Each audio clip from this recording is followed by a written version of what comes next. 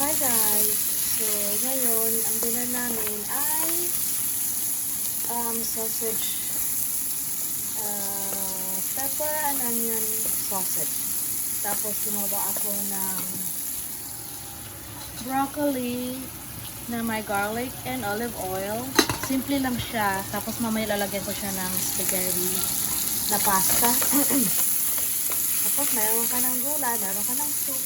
Kompleto na. Tapos, ito naman, i-prepare ko siya mamaya ng i-prepare ko lang yung plain na spaghetti na walang kundi butter lang and salt.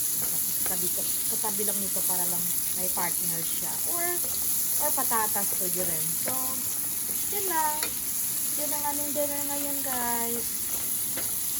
Kamusta naman kayo ang inyong dinner? Kamusta naman?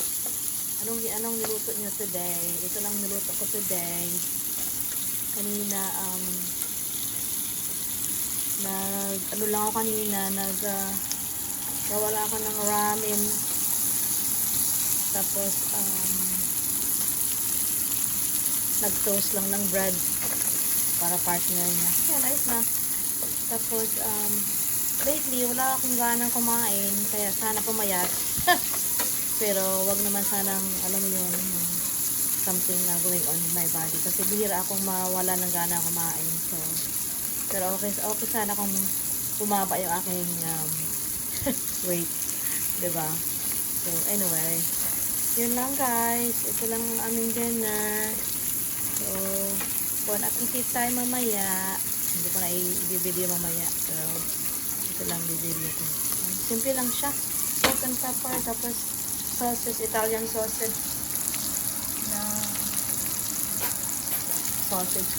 Tapos nilaga ko lang siya, inilis ko yung kanyang skin kasi ayaw ko ng skin. So, tikman natin. Ay. Ayan. Stop. Stop to, guys. Oh. Ayan lang. Mabilis lang siya. Tatakpan ko lang yun. Tapos ito. Kailangan ko palambutin mabuti. Tapos kumaya, dadagal ko na ako yung tubig.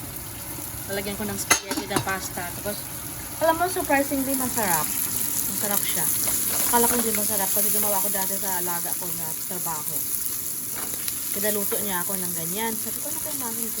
Alam mo, masarap pala. Masarap pala yung garlic lang. Tapos healthy pa siya. Sa baog, di mo kailangan lagyan ng hindi kailangan gisahin sa oil. So, pero lagyan mo yung olive oil. All the olive oil naman is healthy. So, okay lang. Ayan. So, yun lang, guys. My content for today. Bye! Merry Christmas!